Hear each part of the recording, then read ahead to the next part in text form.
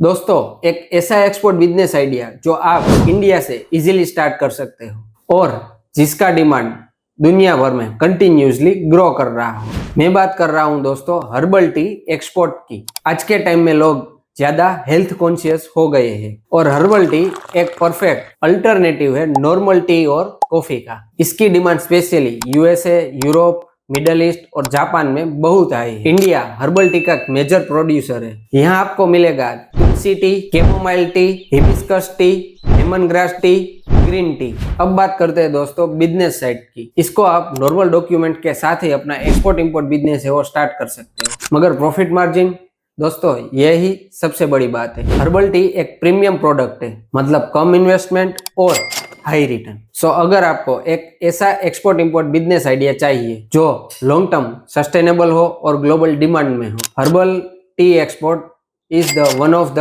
Best export opportunities. तो इस reel को सेव करो और भी एक्सपोर्ट इंपोर्ट के पावरफुल आइडियाज के लिए फॉलो करना मत भूलना।